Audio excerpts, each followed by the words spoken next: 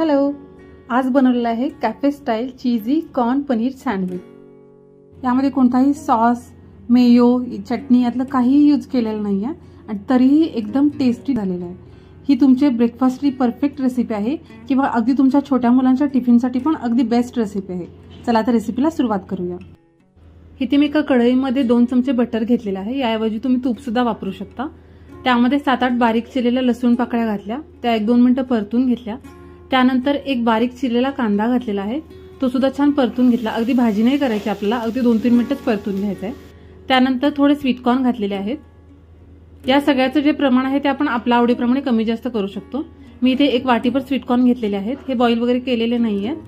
त्यानंतर यामध्ये mushroom slice केलेले घातलेले आहेत। मशरूम परतून घेत असताना गॅस मध्यमच ठेवायचा, कारण बारीक गॅसवर जर परतले तर त्याला पाणी सुटतं, त्यामुळे हे मध्यम गॅसवर ठेवायचे आहे। त्यानंतर 1 वाटी बारीक चिरलेला पालक घातलेला आहे, हे छान परतून घ्यायचं आहे। अगदी 1-2 मिनिटांचा पालक छान परतला जातो। त्यानंतर यामध्ये थोडं पनीर किसून घातलेलं आहे। यामध्ये आपण इतर कुठले सॉस, चटणी वगैरे वापरत नाही, त्याच्यामुळे पनीरमुळे छान बाइंडिंग येतं।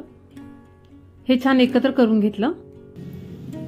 आता इथे गॅस बारीकच ठेवलेला आहे। यामध्ये घातले ओरेगानो किंवा तुम्ही मिक्स हर्ब किंवा पिझ्झा सीझनिंग वापरू शकता।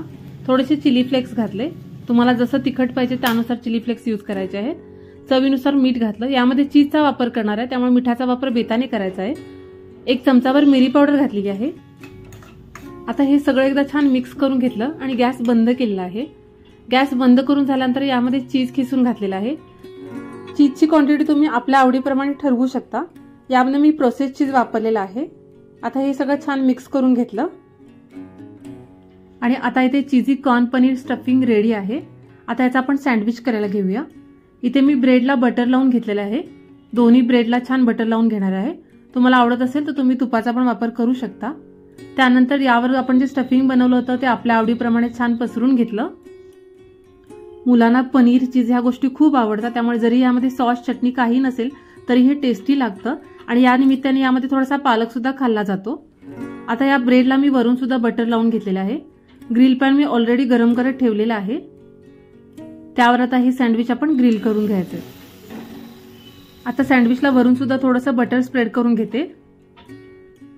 इथे तुमच्याकडे अशा प्रकारचा ग्रिल पॅन नसेल तरी तुम्ही रेग्युलर आपल्या तव्यावर सुद्धा हे करू शकता।